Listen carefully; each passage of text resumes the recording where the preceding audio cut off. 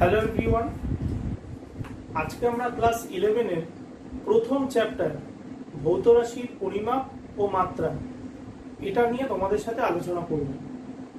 তো এই চ্যাপ্টার শুরু করার আগে তোমাদেরকে কিছু কথা বলার আছে যে ফিজিক্স মানে হলো ভৌত রাশির পরিমাপ, অর্থাৎ আমরা দৈনন্দিন জীবনে যা যা দেখে থাকি কিছু ঘটনা তাদের সকলেরই পরিমাপই হলো ফিজিক্স, অর্থাৎ প্রত্যেকটা জিনিসের মেজারমেন্ট বা কিছু গণনা, এগুলোই আমাদের ফিজিক্সের একটা অত্যন্ত গুরুত্বপূর্ণ জিনিস। তো সেই জিনিসগুলোকে ধীরে ধীরে আমাদেরকে পারফর্ম করতে হবে। তো সেই জন্যই আমরা ক্লাস 11-এর শুরুতেই এই চ্যাপ্টারটা যে ফিজিক্যাল ওয়ার্ল্ড অ্যান্ড মেজারমেন্ট, অর্থাৎ ভৌত রাশির পরিমাপ ও মাত্রা, এই জায়গাটি থেকে আমরা আলোচনা আজ শুরু করব।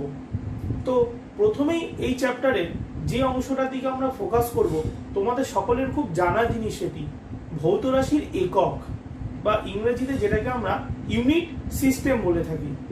তো নিশ্চয়ই তোমরা জানবে যে ইউনিট সিস্টেমটা আমরা সকলে তো জানি যে ভৌত রাশির পরিমাপ করা হয়, কারণ পরিমাপ করার জন্য আমাদের প্রয়োজন হলো একক। তাহলে একক বা ইউনিট জানাটা আমাদের খুবই প্রয়োজনীয়, এবং এককের কি প্রয়োজনীয়তা সেটা আমরা ক্লাস 9, 10 এবং তারও পূর্ববর্তী ক্লাসে আমরা এগুলো শিখে এসেছি। তো শুরুতেই তোমাদের যে কথাটা বলবো যে আমাদের মৌলিক রাশি কোনগুলো। মৌলিক রাশি হিসাবে সাধারণত আমরা তিনটে রাশিকেই বুঝিয়ে থাকি। একটা হলো দৈর্ঘ্য, 2 হলো ভর, 3 হলো সময়। দৈর্ঘ্য, ভর এবং সময়, এই তিনটাকেই আমরা প্রাথমিক রাশি বা মৌলিক রাশি বলে থাকি। এবং এই রাশিগুলো দিয়েই বিভিন্ন ভৌত রাশি পরিমাপ করা হয়, এবং অন্যান্য যে সমস্ত ভৌত রাশিগুলোর কথা আমরা জানি তারা এই সব রাশিগুলোর সংমিশ্রণেই তৈরি করা হয়। তো আমরা একক পদ্ধতি নিয়ে আলোচনা করছিলাম। তো একক পদ্ধতি ক প্রকার সেটাও আমরা জানি। একক পদ্ধতি 3 প্রকারের হয়। একটি হলো সিজিএস পদ্ধতি, 2 নম্বর হলো এসআই পদ্ধতি এবং 3 নম্বর হলো এফপিএস পদ্ধতি। এবং এই তিনটে পদ্ধতিতে আমরা যে তিনটি প্রাথমিক বা মৌলিক রাশির কথা আলোচনা করলাম, সেই তিনটে রাশির এককগুলো আমরা সকলে জানি।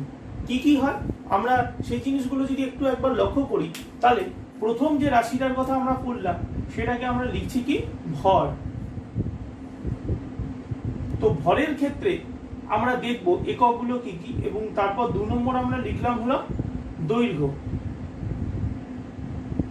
এবং 3 নম্বরে যে আছে সেটা হলো সময়। এবার আমরা যদি সিজিএস,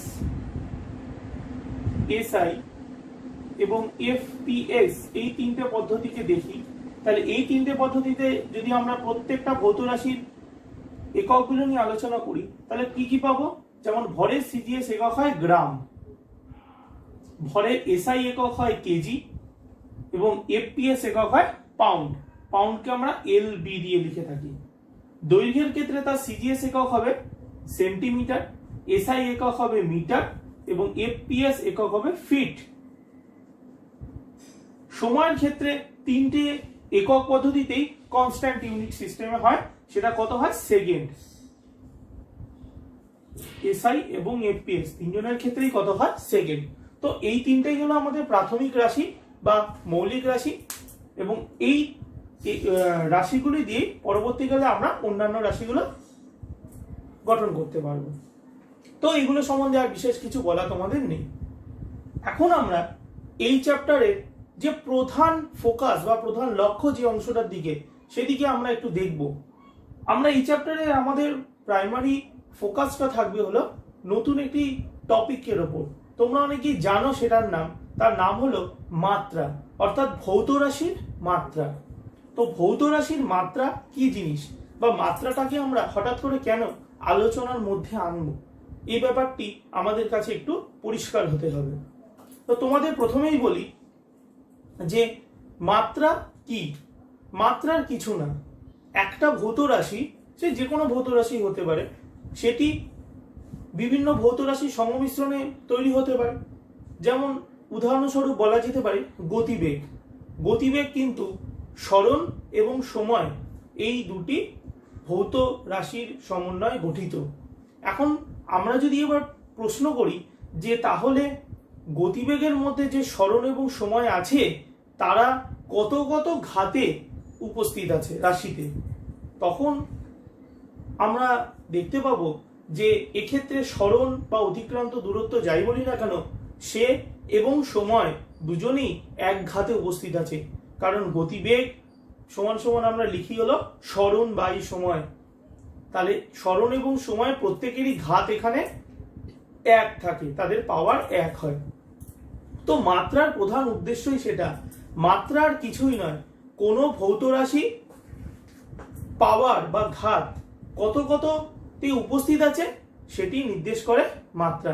এবং মাত্রা দেখলে আমরা বুঝতে পারি যে কোনো ভৌত রাশির মধ্যে উপস্থিত মৌলিক রাশিগুলি কত কত ঘাতে উত্তীর্ণ অবস্থায় সেই রাশির মধ্যে উপস্থিত আছে, এটিকেই আমরা মাত্রা বলে থাকি। এবং মাত্রার প্রয়োজনীয়তা কি বা তার বিস্তার বা বিস্তৃতিটা কত দূর সেটাও আমরা ধীরে ধীরে ধাপে ধাপে আলোচনা করব এই চ্যাপ্টারে।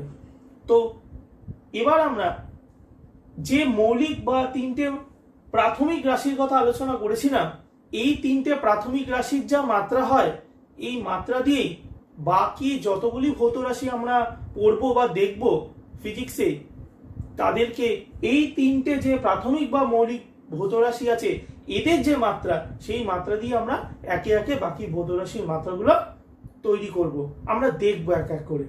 ওকে, তো আমরা যেমন তাহলে মাত্রাকে লিখবো বা প্রকাশ করব কি করে?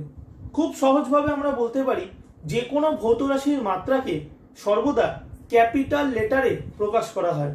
এবং অবশ্যই মনে রাখবে এখানে যে ভৌত রাশির মাত্রা যখন আমাদের লিখতে হবে সর্বদা থার্ড ব্র্যাকেট ইউজ করতে হবে। যেমন আমরা যদি মাত্রা বা ডাইমেনশন, যার ইংরেজি কথা হলো ডাইমেনশন,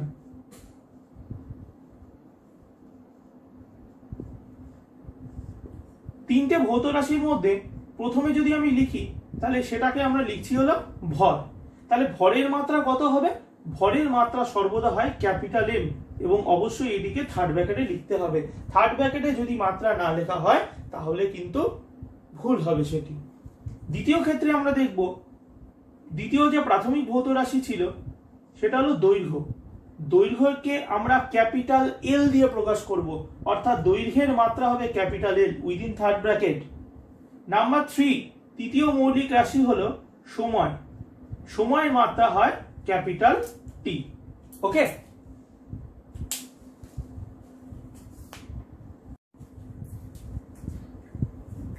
তাহলে আমরা দেখলাম যে তিনটে প্রাথমিক বা মৌলিক যে ভৌত রাশিগুলো আছে তাদের মাত্রা কি কি হলো। ভরের মাত্রা ক্যাপিটাল এম, দৈর্ঘ্যের মাত্রা ক্যাপিটাল এল, সময়ের মাত্রা ক্যাপিটাল টি। এই তিনটে মাত্রাকে ব্যবহার করে আমরা বাকি যেসব আমাদের ভৌত রাশিগুলি আছে তাদের মাত্রাগুলো আমরা নির্ণয় করতে পারি। যেমন দেখো, তোমাদের যদি আমি একটা উদাহরণ দিই, ধরো তোমরা বললে স্যার ক্ষেত্রফল যদি একটা ভৌত রাশি আমরা জানি তো তার মাত্রা কত হবে। তো আমরা এবার লিখছি ধরো ক্ষেত্রফল। তোমরা সবাই জানো ক্ষেত্রফল মানে কি হয়? দৈর্ঘ্য গুণ প্রস্থ। প্রস্থও তো এক প্রকার দৈর্ঘ্য, কারণ সেটাকেও তো আমরা দৈর্ঘ্য রাশিতেই মেজারমেন্ট করে থাকি। আমরা ধরো কোনো একটা আয়তক্ষেত্র করলাম, তার দৈর্ঘ্যকেও স্কেল দিয়ে মাপি, প্রস্থকেও স্কেল দিয়ে মাপি। তো স্কেল দিয়ে আমরা কি মাপি? দৈর্ঘ্য মাপি। তাহলে প্রস্থও এক প্রকার দৈর্ঘ্য। তাই দৈর্ঘ্য গুণ প্রস্থ মানে হলো দুটো দৈর্ঘ্য জাতীয় রাশিকেই আমি গুণ করি। তার মানে তোমরা এখন বলবে স্যার দৈর্ঘ্যের মাত্রা তো এল হয়, তাহলে দুটো দৈর্ঘ্য জাতীয় রাশিকে যদি আমরা গুণ করি তাহলে কত হবে? তার স্কোয়ার হবে। অর্থাৎ ক্ষেত্রফলের মাত্রা হবে এল গুণ এল is equal two L square. ঠিক একই রকম ভাবে যদি এবার আমরা কোনো আয়তন, এই রাশিটা যদি আমরা মাত্রা নির্ণয় করি তাহলে সেটা কত হবে? তোমরা বলবে স্যার আয়তন মানে কি হয়? দৈর্ঘ্য গুণ প্রস্থ গুণ উচ্চতা। তাহলে উচ্চতাও একটা দৈর্ঘ্য, প্রস্থও একটা দৈর্ঘ্য, দৈর্ঘ্যও একটি দৈর্ঘ্য। তার মানে তিনটে দৈর্ঘ্যের গুণফল, অর্থাৎ এল গুণ এল গুণ এল, অর্থাৎ হবে এল কিউব। তাহলে এই ক্ষেত্রে আয়তনের মাত্রা কত হবে আমাদের? এল কিউব। ওকে, এখন আয়তন জেনে গেছি আমরা, ভর জেনে গেছি, তাহলে এর থেকে আমরা খুব সহজে একটি ভৌত রাশি বার করতে পারি যার মাত্রা বার করতে পারি সেটি হলো ঘনত্ব। কারণ আমরা জানি ঘনত্ব মানে কত হয়, ভর বাই আয়তন। তাহলে সেক্ষেত্রে যদি আমরা ঘনত্ব রাশিটি যদি মাত্রা নির্ণয় করি তাহলে হবে ভরের মাত্রা গুণ এই ভরের মাত্রা ডিভাইড বাই আয়তনের মাত্রা। তাহলে ভরের মাত্রা কত হয় m, আর আয়তনের মাত্রা কত হবে l কিউব। তাহলে l কিউব যদি উপরে ওঠে হবে l টু দি পাওয়ার -3। তো ফাইনালি এটা আসবে m l to the power -3 within third bracket. বারবার বলছি থার্ড ব্র্যাকেটটা যেন অবশ্যই উপস্থিত থাকে মাত্রাতে, নচেত ভুল হবে। এরপর আসবে যদি অন্যরকম কিছু ভৌত রাশির মাত্রার কথা আমরা ভাবি, যেমন ধরো বেগের মাত্রা মানে গতিবেগ। তাহলে গতিবেগের মাত্রা কিরকম হতে পারে?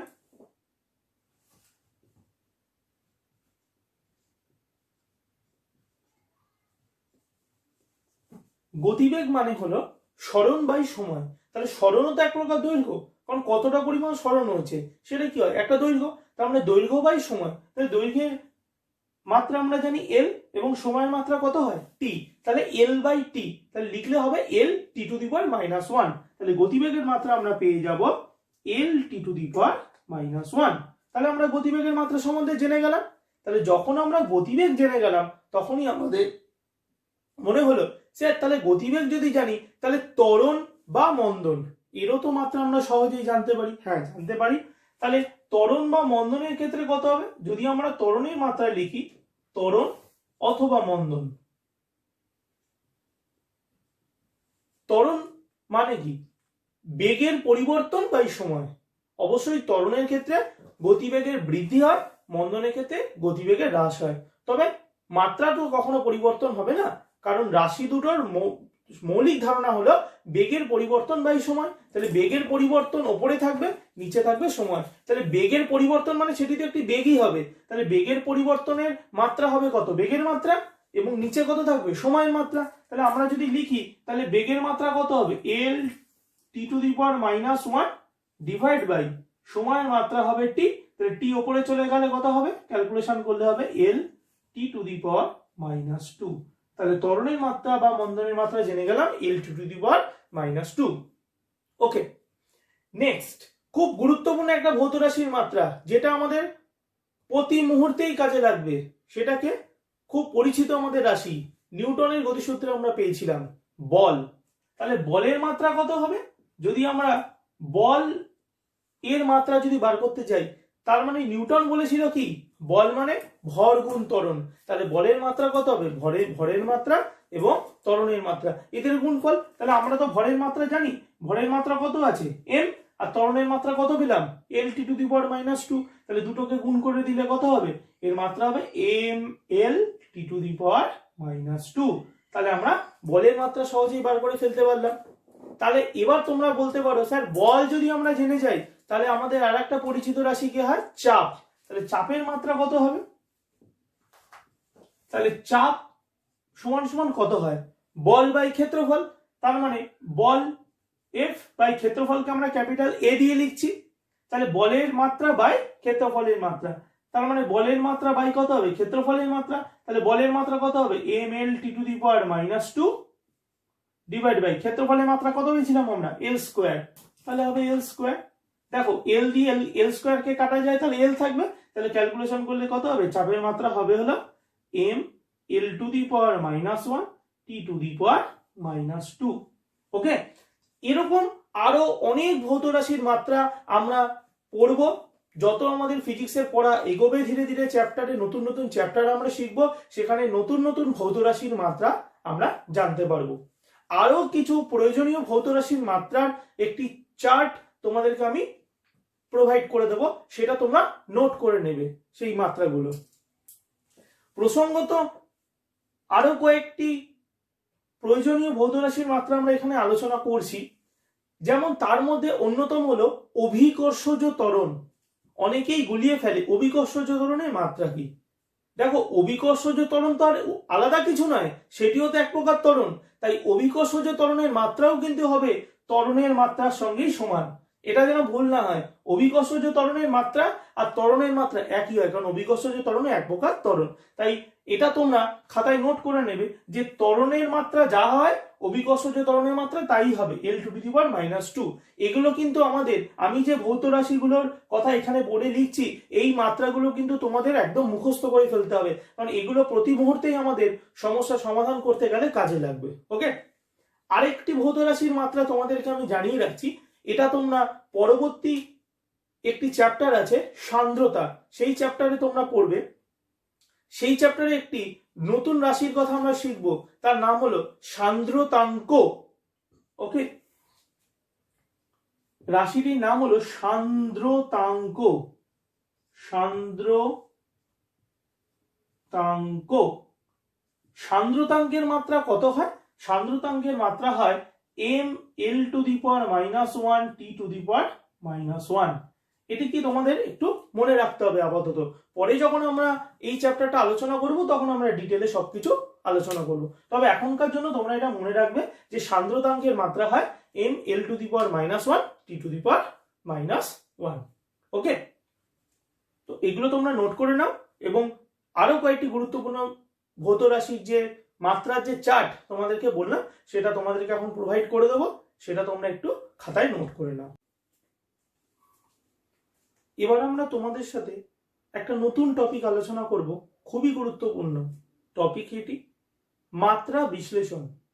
এই মাত্রা বিশ্লেষণ এর অর্থ হলো মাত্রা বা ডাইমেনশন এর সাহায্যে আমরা কি কি করতে পারি সেগুলি আমরা ধাপে ধাপে আলোচনা করব।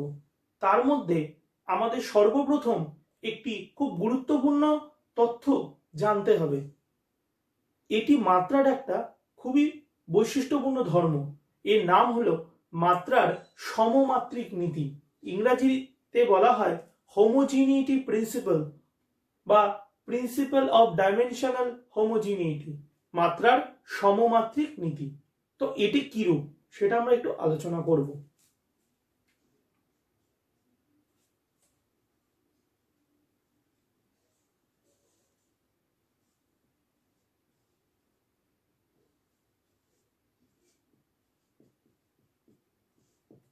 দেখো, খুব সুন্দর একটি জিনিস, ধরো আমাদের কাছে একটা সমীকরণ আছে, সমীকরণটা কি? ধরো a = b + c থাকতেই পারে। তো মাত্রার সমমাত্রিক নীতি কি বলতে চায়? মাত্রার সমমাত্রিক নীতি বলছে কোন প্রদত্ত সমীকরণের বাম দিকে থাকা যে ভৌত রাশি তার মাত্রা যা হবে, ডান দিকে অবস্থিত প্রত্যেকটি ভৌত রাশির মাত্রা বাম দিকের ভৌত রাশির মাত্রার সঙ্গে সমান হবে। তো আবার রিপিট করছি, মন দিয়ে শোনো।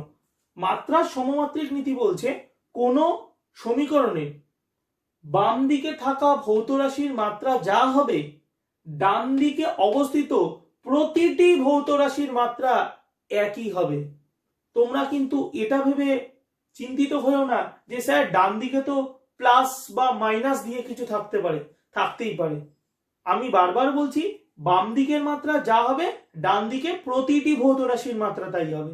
তো প্রতিটি ভৌত রাশি অর্থাৎ এর মাত্রা যা হবে, বি এর মাত্রাও তাই হবে, সি এর মাত্রাও তাই হবে। ক্লিয়ার? অর্থাৎ এর মাত্রা যা হবে, বি এর মাত্রাও তাই হবে, সি এর মাত্রাও তাই হবে। এটি হলো মাত্রার সমমাত্রিক নীতি। সমমাত্রিক মানে কি? সবার মাত্রা সমান হবে। ক্লিয়ার?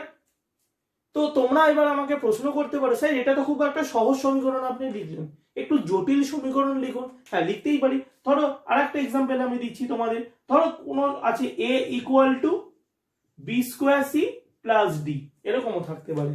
তো এবার একটু জটিল হলো।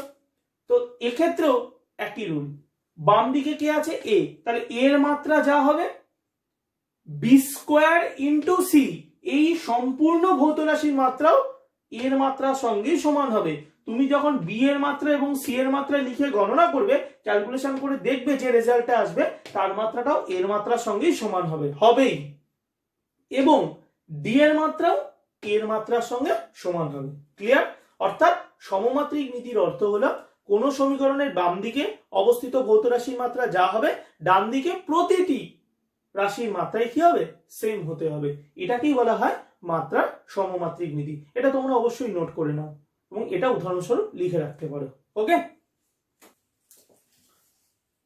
এবার আমরা যে বিষয়টা নিয়ে আলোচনা করব, যে মাত্রা সম্বন্ধে তো এত কিছু পড়লাম, কিন্তু এর প্রয়োজনীয়তা কি, অর্থাৎ মাত্রার প্রয়োজনীয়তা কি? খুব গুরুত্বপূর্ণ প্রশ্ন, মাত্রার প্রয়োজনীয়তা কি? হ্যাঁ, মাত্রার অনেকগুলি প্রয়োজনীয়তা আছে। আমরা 3টে প্রয়োজনীয়তার কথা তোমাদের সাথে আলোচনা করব এই চ্যাপ্টারে। প্রথম যে প্রয়োজনীয়তার কথা বলবো সেটি হলো, ধরো আমরা পরীক্ষার সময় কোনো একটা সমীকরণ লিখেছি, যে কোনো একটি সমীকরণ লিখেছি, অথচ নানা রকম চিন্তা ভাবনায় আমাদের মনে এই প্রশ্নটার উদয় হলো যে যে সমীকরণটা আমরা লিখেছি এটা কি আদেও ঠিক হলো নাকি কিছু ভুল হয়ে যাচ্ছে। তখন আমরা এই মাত্রার সাহায্য নিয়ে সমীকরণটা যেটা লিখেছি সেটা ঠিক না বেঠিক সেটি আমরা নির্ণয় করতে পারবো। খুব আশ্চর্য লাগছে শুনে, কিন্তু এটা সত্য। তোমাদের একটা উদাহরণ দিই আমি। ধরো আমাদের একটি জানা সমীকরণ আমরা লিখব, সেই সমীকরণ থেকে আমরা তোমাদেরকে দেখাবো যে যে সমীকরণটা লিখলাম সেটা কি সত্যি সত্য না মিথ্যে। এই জিনিসটা আমরা একটু আলোচনা করব। তো কিভাবে সেটা আলোচনা করব দেখো। তো আমাদের এখনকার যে টপিক, ফার্স্ট টপিক, মাত্রার প্রয়োজনীয়তার প্রথম টপিক কি,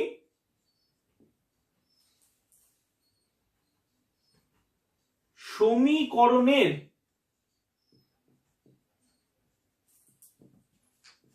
নির্ভুলতা যাচাই।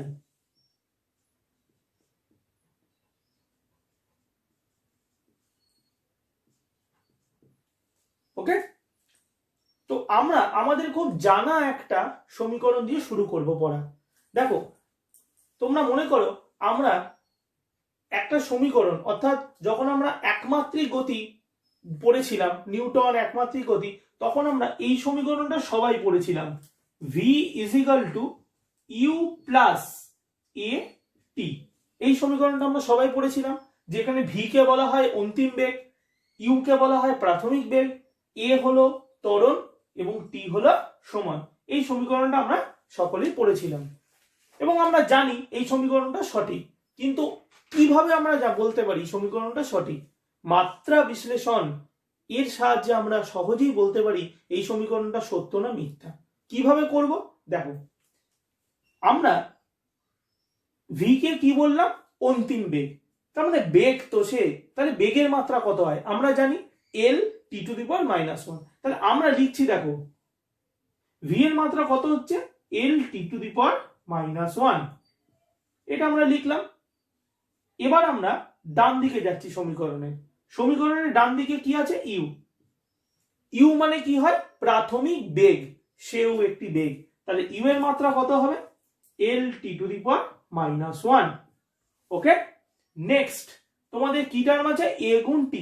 a মানে হলো ত্বরণ, t মানে সময়, তার মানে এই দুটো রাশির গুণফলের মাত্রা কত হবে, a মানে হলো ত্বরণ, ত্বরণের মাত্রা কত হবে, l t⁻⁻2 গুণ t এর মাত্রা কত হবে, ক্যাপিটাল T, সময়ের মাত্রা। এবার এই দুটোকে যখন গুণ করলে যে রেজাল্ট আসবে সেটা কত হবে, l t⁻⁻1, যেটা আবার বেগের মাত্রার সঙ্গে সমান। তাহলে আমরা যে মাত্রার সমমাত্রিক নীতিটা পড়েছিলাম, আলোচনা করলাম, সেই অনুসারে যদি আমরা বিচার করি, মাত্রার সমমাত্রিক নীতি অনুসারে কি হয়, কোন প্রদত্ত সমীকরণে বাম দিকে যে রাশিটি আছে তার মাত্রা যা হবে, ডান দিকে অবস্থিত প্রতিটি ভৌত রাশির মাত্রা তাই হবে। তো তোমরা দেখো যে এই সমীকরণটার বাম দিকে যে ভৌত রাশিটি আছে তার মাত্রা আছে l t⁻⁻1, ডান দিকে অবস্থিত প্রথম রাশিটি হলো u, এরও মাত্রা l t⁻⁻1, তারপরের যে পদটি আছে a × t, এরও মাত্রা কত বেরোলো, l t⁻⁻1। অর্থাৎ মাত্রা বিশ্লেষণের যে সমমাত্রিক নীতিমাত্রা, তার থেকে আমরা অনায়াসেই কনক্লুশনে বলতে পারি যে প্রদত্ত যে সমীকরণটি নিয়ে আমরা আলোচনা করছি এটি নির্ভুল, কারণ প্রত্যেকটি ভৌত রাশির মাত্রা সমান। ওকে, তো এইরকম আরেকটি উদাহরণ তোমাদের সাথে আমি আলোচনা করছি। দেখো তোমরা এরকম আরেকটি সমীকরণ জানো, আমি নিজের থেকে লিখছি, তোমরা দেখো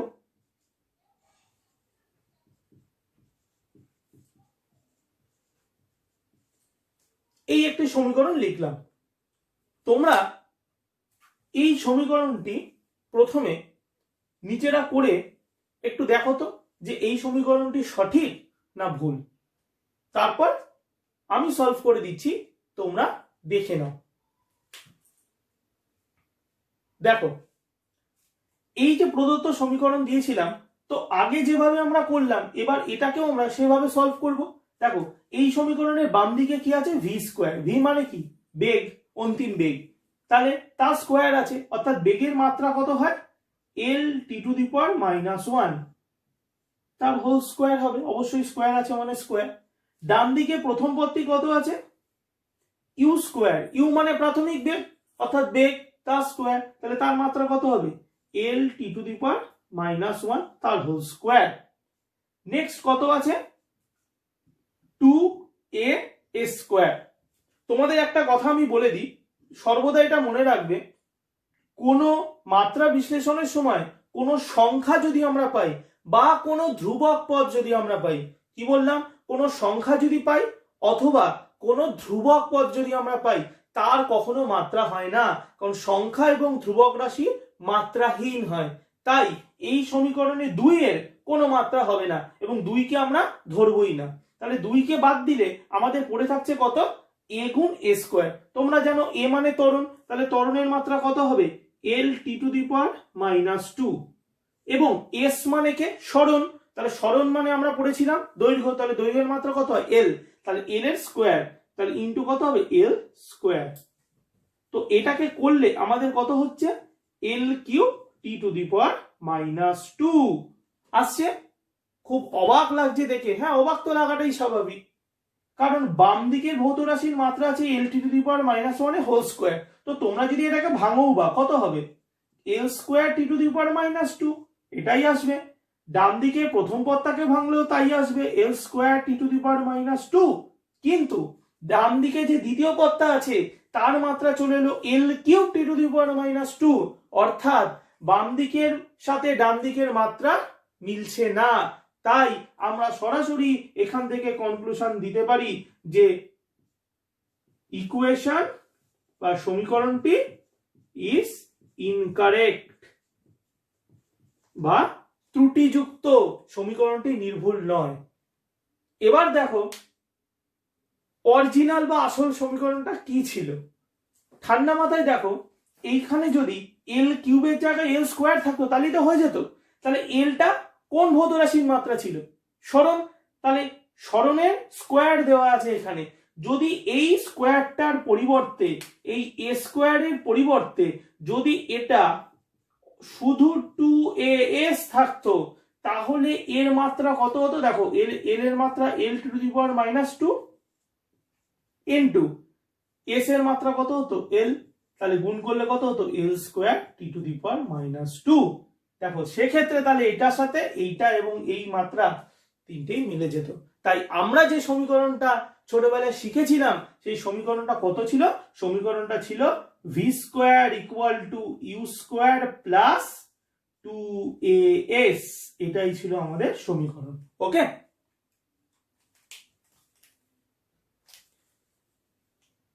আশা করি তোমাদের সমস্যার সমাধান হয়েছে।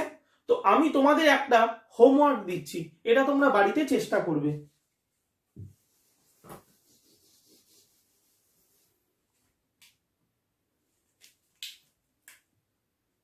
আমি আর একটা সমীকরণ লিখছি।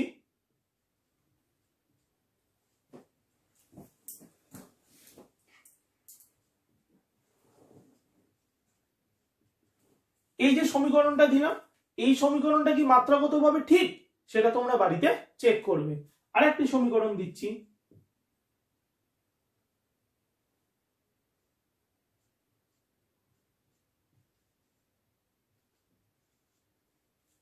F equal to m square. M মানে ভর, এ মানে হলো ত্বরণ, এফ মানে বল। তো এই দুটি সমীকরণ তোমাদের হোমওয়ার্ক রইল, এটা তোমরা নিজেরা করবে এবং চেক করে অ্যান্সারটা আমাকে জানাবে। ওকে,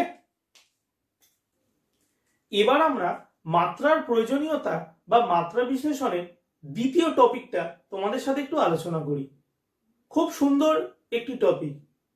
আমি আগে তোমাদের সাথে বলছি একটা উদাহরণ, তোমরা ভাবো আমরা এক একক পদ্ধতি থেকে অন্য একক পদ্ধতিতে খুব সহজেই রূপান্তর করতে পারি। একটা উদাহরণ দিই তোমাদের। ধরো আমাদের যদি কেউ বলে, আচ্ছা তুমি বলো তো 1 নিউটন সমান সমান কত ডাইন হয়? তোমরা প্রথমেই ভাবে নিউটন, এ তো আমরা পড়েছিলাম নিউটন বলের একক। হ্যাঁ ঠিক তাই। তো 1 নিউটন সমান সমান কত ডাইন হয়? ডাইন হলো বলের সিজিএস একক। অর্থাৎ খুব সহজভাবে বললে বলের সিজিএস একক এবং এসআই এককের মধ্যে সম্পর্ক তোমাদের জানতে চেয়েছে, তাই প্রশ্নটা করা হয়েছে যে 1 নিউটন সমান সমান কত ডাইন। আমরা অনেকেই জানি উত্তরটি কত হয়। 1 নিউটন সমান সমান হয় 10⁵ ডাইন। কিন্তু অনেকেই আমরা ভুলে যাই যে কত হয় বা মনে রাখতে পারি না। তবে এক্ষেত্রেও মাত্রা তোমাদের সহযোগিতা করবে। মাত্রা বিশ্লেষণ পদ্ধতির সাহায্যে আমরা খুব সহজেই এক একক পদ্ধতি থেকে অন্য একক পদ্ধতিতে রূপান্তর করতে পারি। তো এটি হলো মাত্রার প্রয়োজনীয়তা দ্বিতীয় পয়েন্ট বা মাত্রা বিশ্লেষণের দ্বিতীয় পয়েন্ট এটি।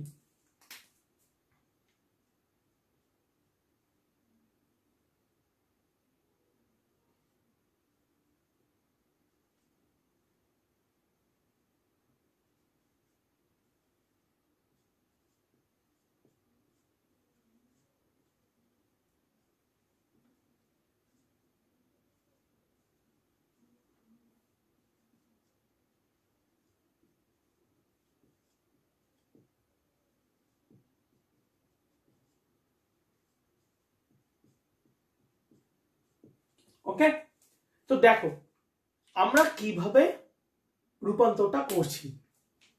ধরো যে কোনো একটা ভৌত রাশি, আমরা যেরকম বলের কথা বললাম, তো সব ক্ষেত্রেই তো বল হবে না। তোমাদেরকে আমি এটা কনসিডার করতে বলছি, ধরতে বলছি তোমার কাছে যে কোনো একটি ভৌত রাশি আছে। তো আগেই বলা হয়েছে প্রত্যেকটি ভৌত রাশির মাত্রা ওই যে 3টি মৌলিক একক আমরা পড়েছিলাম, দৈর্ঘ্য, ভর আর সময়, এদের 3জন মাত্রার সমন্বয়ে গঠিত হবে। অর্থাৎ প্রত্যেকের মধ্যেই এমএলটি থাকবে। হঠাৎ করে কেউ আমাকে প্রশ্ন করলে, স্যার সবার মধ্যেই কি এমএলটি থাকবে? আমি বললাম হ্যাঁ অবশ্যই থাকবে। তোমরা তখন বললে কেন স্যার, ত্বরণের মধ্যে তো এম নেই, সেটা তো ছিল LT⁻²। আমি বললাম না, এমও ছিল। এম এর পাওয়ার 0, তাহলে M⁻0 LT⁻² লেখা যেতে পারে তো, কারণ M⁻0 মানে 1, তার তো ভ্যালু নেই। সুতরাং প্রত্যেকটি ভৌত রাশির মধ্যে এমএলটি 3জনই থাকবে। যাকে তোমরা দেখছো না সে 0 পাওয়ার, অর্থাৎ তার ঘাত কত, 0তে উপস্থিত আছে। তো এরকমই যে কোনো একটি ভৌত রাশি আমরা ধরে নিলাম। এখন যে ভৌত রাশিটা ধরলাম সেই ভৌত রাশিটা এমএলটি 3টে দিয়ে তৈরি হয়েছে। তো তাদের নির্দিষ্ট পাওয়ারও আছে। কত কত পাওয়ারে? তুমি বললে স্যার আমি তো জানি না ভৌত রাশির পাওয়ার কত ছিল। আমি বললাম যে অজানা ভৌত রাশি ধরো, কিছু তো পাওয়ার থাকবে, কিছু না থাকলে 0 থাকবে, আর থাকলে 1 2 3 যা খুশি থাকতে পারে। তো আমরা ধরে নিলাম যে যে ভৌত রাশির কথা আমরা ভাবছি তার স্ট্রাকচারটা অনেকটা এরকম। তার যে ভর অংশটা আছে তার পাওয়ারকে আমরা ধরে নিলাম এ, স্মল এ। দৈর্ঘ্য বা এল যে আছে তার পাওয়ারকে ধরে নিলাম আমরা স্মল বি, এবং সময়ের মাত্রা ধরে নিলাম আমরা স্মল সি। ক্লিয়ার? তাহলে যে ভৌত রাশি, অজানা রাশি নিয়ে আমরা আলোচনা করছি, সেই ভৌত রাশি ভরের পাওয়ার নিলাম এ, দৈর্ঘ্যের পাওয়ার নিলাম বি, সময়ের পাওয়ার নিলাম আমরা সি। তো এবার আমরা আমাদের টপিক অনুযায়ী আসছি। ধরি যে কোনো পদ্ধতিতে আমরা, যে কোনো দুটো পদ্ধতির মধ্যেই তো আমরা রূপান্তর করব। তাহলে কোনো একটা পদ্ধতিতে যদি ওই ভৌত রাশিটাকে নেওয়া হয়, দ্বিতীয় পদ্ধতিতে সেই ভৌত রাশির ক্ষেত্রে দৈর্ঘ্য, ভর এবং সময় এদের মানগুলো তো আলাদা হবে। তাই এই দুটিকে যদি আমরা সমান করে লিখতে চাই, তাহলে আমরা এই যে পদ্ধতিটাকে আলোচনা করছি এখানে আমরা ধরে নিলাম M1, L1 এবং T1, এবং এই ভৌত রাশিটাই যখন অন্য একক পদ্ধতিতে যাবে তখন এর মান হবে M2, L2, T2। কিন্তু কখনোই ভৌত রাশির যে MLT, এই যে 3টে রাশি আমরা লিখেছি, এদের পাওয়ার চেঞ্জ হবে না। কারণ ধরো আমি একটা উদাহরণ দিই, ত্বরণ সিজিএস পদ্ধতিতেও ত্বরণ হয়, এসআই পদ্ধতিতেও ত্বরণ হয়, দুজনের তো মান আলাদা হয়, কিন্তু ত্বরণ রাশিটা কি আলাদা হয় না, ত্বরণের মাত্রা কি বদলে যায় সিজিএস এসআই তে? কখনোই হয় না। তাই এইটা আমরা ধরো না, এটা তোমরা সিজিএস পদ্ধতিতে ধরো, এটা এসআই পদ্ধতিতে ধরেছি, তাহলে মানগুলো তো আলাদা হয়, কারণ সিজিএস এবং এসআই তে মান আলাদা, কিন্তু পাওয়ার গুলো কি আলাদা হয়? কখনোই না। তাহলে এক্ষেত্রে এর পাওয়ার হবে এ, এল এর পাওয়ার হবে বি, এবং সময়ের পাওয়ার বা টি এর পাওয়ার হবে সি, কিন্তু এদের মানটা আলাদা হয়। তো তোমরা নিশ্চয়ই বলবে যে স্যার এই দুটো যে লিখলেন এটা দিয়ে আমাদের কি কাজ? হ্যাঁ, কাজ আছে। এখন তোমরা তো এইমাত্রই একটা উদাহরণ দিলাম না শুরুতে, যে 1 নিউটন সমান সমান কত ডাইন? তোমরা তো বললে 1 নিউটন সমান সমান 10⁵ ডাইন। দেখো, নিউটন এবং ডাইন এরা দুজন কিন্তু একক। তার আগে তোমাদের কিছু সংখ্যা দেওয়া আছে। 1 নিউটন, তাহলে 1 একটি সংখ্যা, আবার ডাইনের আগে বলছে 10⁵। তার মানে 1 নিউটন সমান সমান 10⁵ ডাইন। তাহলে এটাকেই যদি তোমরা এই বোর্ডের ছবির সাথে ভাবো, তাহলে কিছু একটা একক, কোনো একটা সংখ্যা গুণ একক সমান সমান কিছু একটা সংখ্যা গুণ একক, এটাই তো হচ্ছে। ধরো না এটা নিউটন, তাহলে 1 নিউটন সমান সমান সমান কোন একটা সংখ্যা এত ডাইন। ভাবা যেতে পারে তো? তাহলে আমরা ধরে নিলাম কি, এই যে প্রথম রাশিটা, এক্ষেত্রে নাম্বারটাকে ধরে নিলাম ধরো n1। তাহলে n1 একটা সংখ্যা, আমি বারবার বলছি n1 একটা খণ্ড সংখ্যা, n1 গুণ এইটা সমান সমান n2 গুণ এই রাশিটা। ক্লিয়ার? আবার আমি বলছি, পূর্বের উদাহরণটাই নাও, এই যে এটা তো একটা ভৌত রাশি, এর একক, তাহলে এটা যদি ধরো না নিউটন, তাহলে 1 নিউটন, তাহলে n1 এর মানে 1, তাহলে 1 নিউটন সমান সমান n2 এর মান 10⁵ ডাইন। তাহলে 10⁵ একটা সংখ্যা, 1ও একটা সংখ্যা, তার মানে দুটো একক পদ্ধতিকে যদি সমান করতে চাই, কোনো না কোনো সংখ্যা দিয়ে তো আমাকে গুণ করতেই হবে। আমরা সেই জিনিসটা এখানে রিপ্রেজেন্ট করেছি। ক্লিয়ার? আশা করি তোমাদের কোনো অসুবিধা নেই। এবার আমরা কি করব? আমরা খুব সিম্পল n2 এবং n1 এর একটা রেশিও বা অনুপাত বার করব। কত হবে দেখো, তাহলে n1 বাই n2 যদি আমরা ক্যালকুলেশন করি সমান সমান, খুব সিম্পল, দেখো ধরে ধরে করছি, দেখো m1 টা এখানে ভাগ যাবে, তাহলে ভাগ গেলে m2 by m1 whole to the power এ লিখতে পারি, মানে আমরা সবাই জানি এরও পাওয়ার এ এরও পাওয়ার এ, তাহলে ভাগ করলে এটা এ ইনটু, সিমিলারলি আমরা লিখতে পারি l2 by l1 whole to the power b, similarly আমরা লিখতে পারি t2 by t1 whole to the power c. Clear? তাহলে n1 এবং n2 এই রেশিওটা আমরা বার করে ফেললাম। এবার আমরা যে জিনিসটা ব্যবহার করব সেটা হলো মাত্রা বিশ্লেষণ পদ্ধতি। তাহলে আমরা কি লিখব? মাত্রা বিশ্লেষণ পদ্ধতির সাহায্যে পাই। আমরা n1 বাই n2 রেশিওটা চেক করব। এবার আমরা ফার্স্ট ব্র্যাকেট দেব না, যেহেতু মাত্রা বিশ্লেষণ লিখেছি, তাই এই অংশটাকে আমরা কি লিখব? উইদিন থার্ড ব্র্যাকেট, কারণ মাত্রা লিখছি।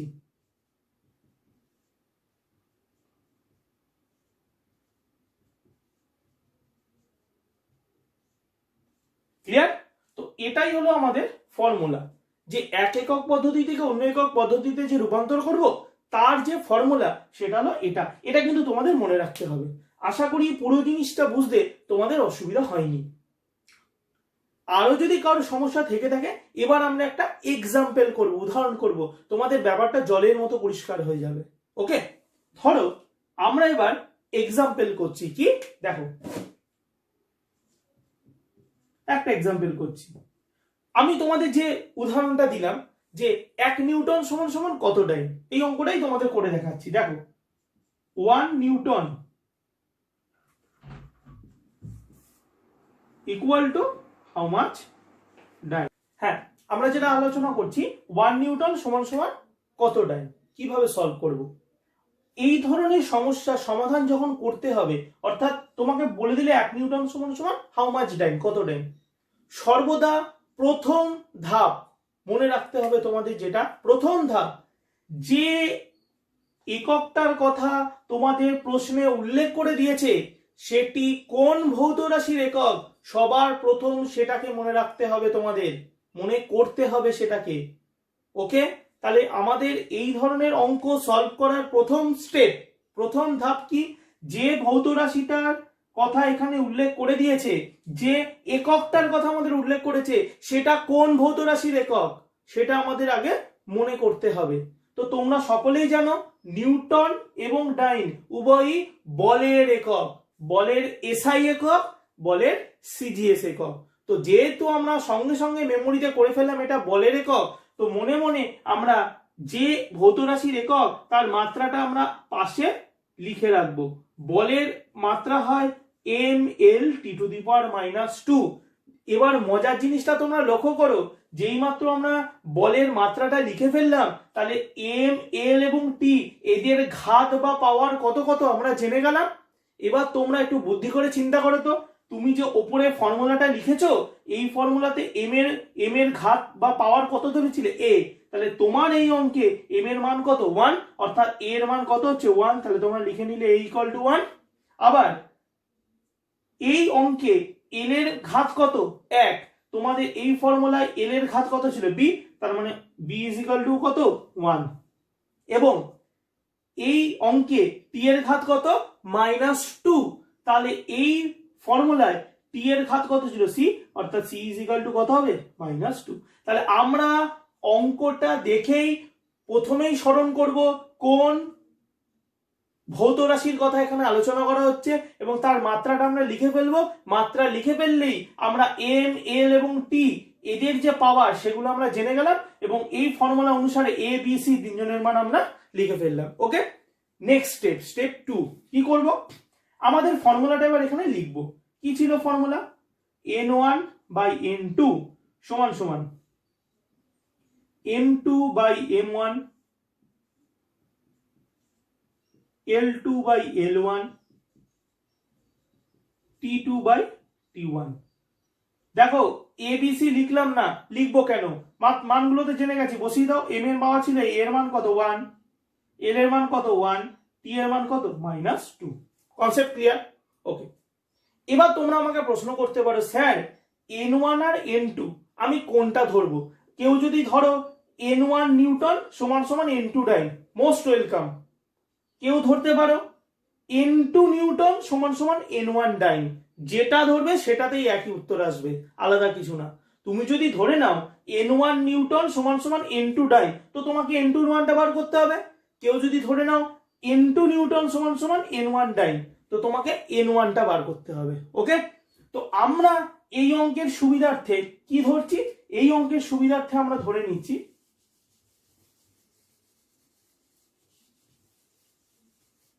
এটা আমি ধরছি, তোমরা যেটা খুশি ধরতে পারো, একই উত্তর আসবে। করে দেখো, আমরা এখানে ফর্মুলাতে ধরে নিচ্ছি n1 ডাইন = n2 নিউটন।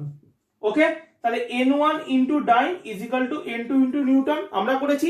তাহলে আমাদের প্রশ্ন অনুসারে আমাদেরকে n1 এর মান বার করতে হবে, তো আমরা n1 টাই বার করব। ওকে, এবার আমরা কি করছি দেখো, আমরা এই সমীকরণটাকে এবার উপরে স্থানান্তর করছি। কত হচ্ছে দেখো, n1/n2 = এইবারই অঙ্কের খুব সুন্দর একটা মজাদার অংশ আমরা আলোচনা করব। কি দেখো, আচ্ছা m2 আর m1 তাই তো, তাহলে m দিয়ে আমরা কি লিখি? ভর লিখি, তাই তো। তুমি ঠান্ডা মাথায় ভাবো, তুমি n2 এর সাথে কাকে লিখেছো? নিউটন। নিউটন কিসের একক? এসআই একক। তাহলে n2 অংশটার সাথে যাচ্ছে না এসআই, তাহলে তোমার অঙ্কের ফর্মুলেশনে n2 এর সাথে কারা কারা ছিল? m2, l2, t2। অর্থাৎ এই যে 2, অর্থাৎ ওপরের যেগুলো m2, l2 এবং t2, তোমার এই ফর্মুলা অনুসারে এই দুই সাবস্ক্রিপশন বা m2, l2 এবং t2 কোন পদ্ধতিতে আছে? এসআই তে। তাহলে আমরা আরেকটা কথা এখান থেকে সরাসরি বলতে পারি, n1 টা কিসে আছে? সিজিএস এ, কারণ n1 কার সাথে আছে? ডাইনের সাথে আছে। তার মানে m1, l1 এবং t1 কোন পদ্ধতিতে আছে? সিজিএস এ। তো আমরা এবার জেনে গেলাম যে ওপরে যেগুলি আছে m2, l2, t2 এরা সব এসআই এককে এবং m1, l1 এবং t1 আছে হলো সিজিএস পদ্ধতিতে। আমরা কি করব এবার? আমরা এবার এই সমস্ত এককগুলিকে একক ইউনিটে পরিণত করব, অর্থাৎ 1 ইউনিট। যেমন আমরা ধরছি m2 এর মানে 1, 1 কি কেজি, কারণ m2 এসআই তে রয়েছে, ভরের এসআই একক কত হয় কেজি, তাহলে m2 এর জায়গায় এবার আমরা লিখবো 1 কেজি।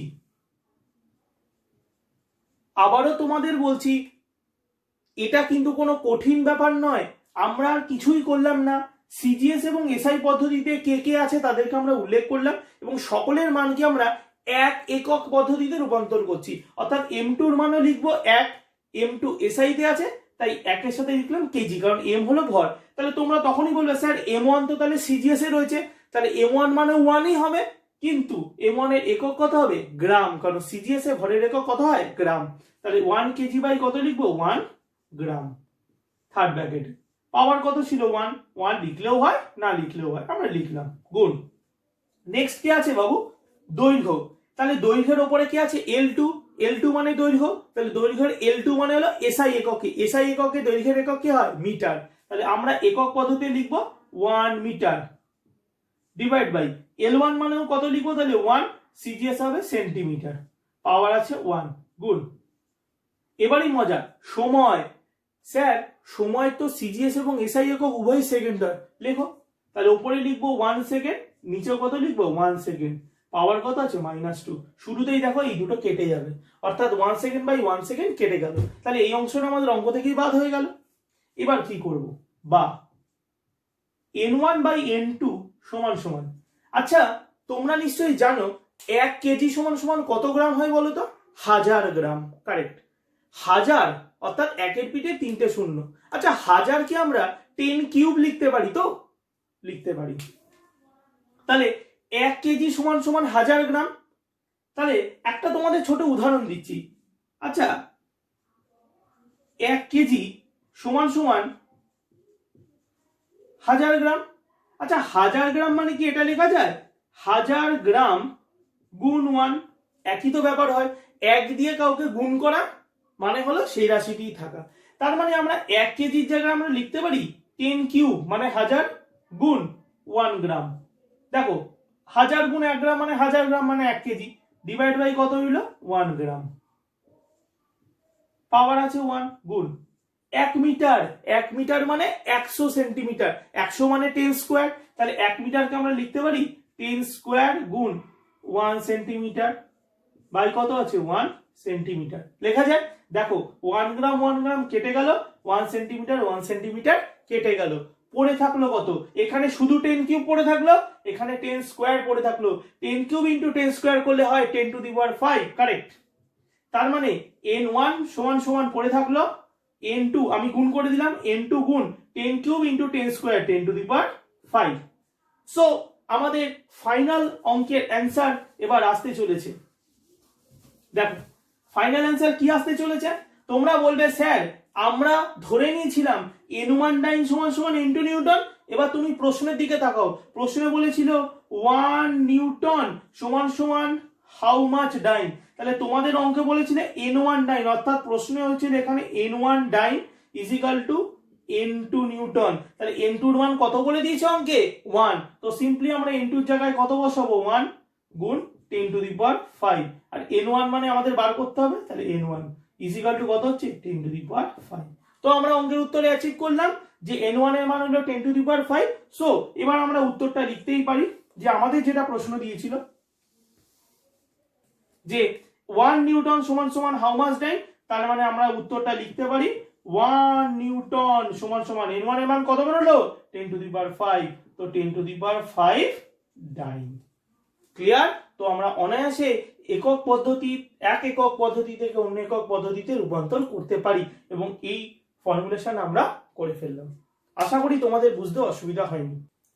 তাহলে আমরা আগের সমস্যাটা দেখলাম যে 1 নিউটন সমান সমান 10 টু দি পাওয়ার 5 ডাইন এলো, কিভাবে ক্যালকুলেশন করলাম এটাও আমরা দেখে নিলাম, অর্থাৎ এটি আমরা পড়লাম এক একক পদ্ধতিতে অন্য একক পদ্ধতি, আমরা আগের উদাহরণটা এসআই থেকে সিজিএস এককে কনভার্সন করলাম, এরকম আমরা অঙ্ক করতে গেলে আরো অনেক উদাহরণ পাবো, এরপর তোমরা হয়তো পেতে পারো এফপিএস পদ্ধতি থেকে এসআই তে রূপান্তর, এফপিএস থেকে সিজিএস এ বা সিজিএস থেকে এফপিএস, সিজিএস থেকে এসআই একক, এরকম নানা রকম প্রবলেম আমরা ফেস করব এবং এই একই পদ্ধতি অনুসারে আমরা সলভ করব।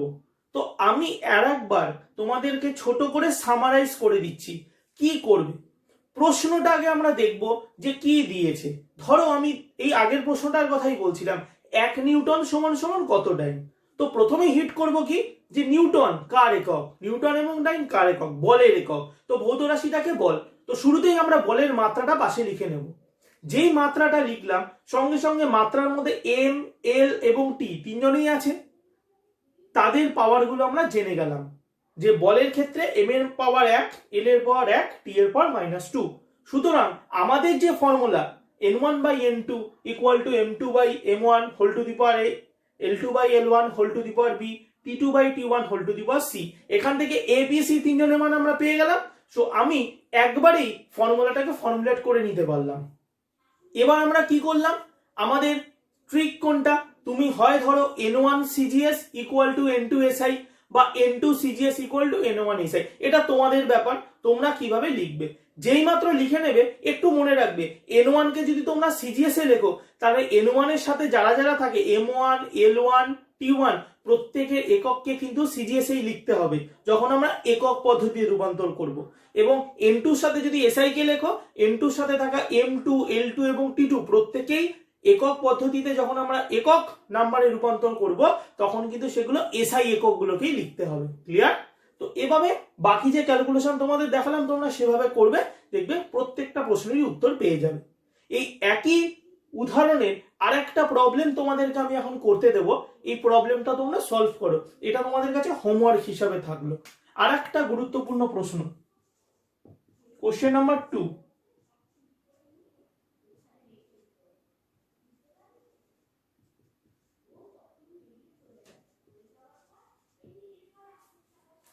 One joule equal to how much erg, 1 joule সমান সমান কত আর্গ। ওকে, এই প্রশ্নটা তোমরা সলভ করবে, আমরা খুব সহজেই এটা করতে পারবো এবং আমি আশা করব তোমরা জুল এবং আর্গ কোন ভৌত রাশির একক তোমরা এটা জানো। জুল এবং আর্গ দুজনেই হলো কৃতকার্যের একক, কৃতকার্য। তো আমাদের এখানে কৃতকার্যের মাত্রাটা প্রয়োজন। তো কৃতকার্যের মাত্রা কত হয়? কৃতকার্যের মাত্রা হয় m, l, t⁻² এবং l square, m, l square, t⁻²। মনে রাখবে শক্তি কৃতকার্য সকলেরই মাত্রা হয় m, l স্কয়ার, t⁻²। কারণ কৃতকার্য যদি তোমরা ভুলেও যাও কিভাবে করবে, কৃতকার্য মানে সবাই জানি বল গুণ সরণ, অর্থাৎ বলের মাত্রা ml t⁻² গুণ সরণের মাত্রা হলো l, তাহলে গুণ করলে হবে m, l স্কয়ার, t⁻²। তো এটা যেই মাত্র আমরা লিখলাম, আমরা a সমান সমান পেয়ে গেলাম 1, b সমান সমান পেয়ে গেলাম 2, c সমান সমান পেয়ে গেলাম -2। তো আমরা ফর্মুলা লিখেই নিতে পারি n1/n2 সমান সমান m2/m1 whole to the power 1 into l2/l1 whole to the power 2 into t2/t1 whole to the power -2। এটা আমরা লিখে নিতে পারি তো নিশ্চয়ই, এটাতে তোমাদের অসুবিধা নেই। নেক্সট আমরা কি বলেছিলাম, একক পদ্ধতিতে রূপান্তর। তো একক পদ্ধতি মানে আমরা কি করেছিলাম, m2 কিসে ধরেছিলাম আমরা, এসআই তে, তাহলে কত ধরেছিলাম, আগেরটা করেছিলাম সেম, m2 এসআই তে মানে কত হবে 1 KG by 1 gram whole to the power 1। l2 মানে দৈর্ঘ্য 1 মিটার বাই কত হবে, l1 মানে সিজিএস এ 1 সেন্টিমিটার হোল স্কয়ার গুণ এটা হচ্ছে 1 second by 1 second whole to the power -2। Okay, এটা করলাম। তো 1 সেকেন্ডটা কেটেই গেল, এর কোনো ফাংশন নেই। তো তুমি বলবে স্যার এবার তো আমি পারবোই, আগের মতনই হচ্ছে n1/n2, 1 কেজি মানে স্যার আগের বার লিখেছিলাম 1000 মানে হলো 10 কিউব, তাহলে 10 cube into 1 gram divide by 1 gram. 1 metre means 100 centimetre, 100 centimetre mean 10 square into 1 centimetre, তাহলে 10 স্কয়ার গুণ 1 centimetre by 1 centimetre whole square. 1 centimetre 1 centimetre কেটে গেল, 1 গ্রাম কেটে গেল, পড়ে থাকলো 10 কিউব ইন্টু 10 স্কয়ারের স্কয়ার, তার মানে কত হচ্ছে 10 cube into 10 to the power 4, that is 10 to the power 7। তার মানে n1/n2 ইকুয়াল টু হলো 10 to the power 7, hence n1 equal to n2 into 10⁷। তো আমরা n1 কে সিজিএস এ ধরেছিলাম, n2 কে ধরেছিলাম এসআই তে। তাহলে আমাদের প্রশ্নের মধ্যে আমরা এই ফর্মুলাটাকে যদি লিখি n2 জুল সমান সমান n1 আর দেখো অনায়াসে উত্তর পেয়ে গেলাম। n2 এর মান কত হচ্ছে 1, তাহলে n2 এর জায়গায় আমরা কত লিখবো 1, তাহলে 1 ইন্টু 10⁷, দ্যাট ইজ 10⁷। তাহলে n1 এর মান কত বেরোলো 10⁷। তো আমরা জানি যে 1 জুল সমান সমান কত হয় 10⁷, আর এটাই আমাদের অ্যান্সার। মনে থাকবে, তো 1 জুল সমান সমান পেয়ে গেলাম 10⁷, আর ওকে। আশা করি তোমাদের বুঝতে কোনো অসুবিধা হয়নি। তো এটা তোমরা নোট করে নাও। আজকের মতন আমাদের ফিজিক্সের প্রথম ক্লাস এখানেই শেষ হলো। আগামী দিনে আমরা মাত্রা বিশ্লেষণে যে তৃতীয় ব্যবহার সেটা আমরা দেখব, খুবই ইন্টারেস্টিং। এবং তোমাদের শেষে একটাই কথা বলবো, ফিজিক্স খুব সহজ বিষয়, সহজভাবে ভালোবেসে একে পড়বে, ভালোভাবে বুঝে এটাকে পড়বে, মুখস্থ করবে না, বুঝবে জিনিসটা, তারপর সেই জিনিসটা পড়বে। বারংবার তোমরা ভিডিওগুলো দেখবে, কোনো রকম সমস্যা হলে আমার সাথে যোগাযোগ করবে। ওকে, থ্যাংক ইউ।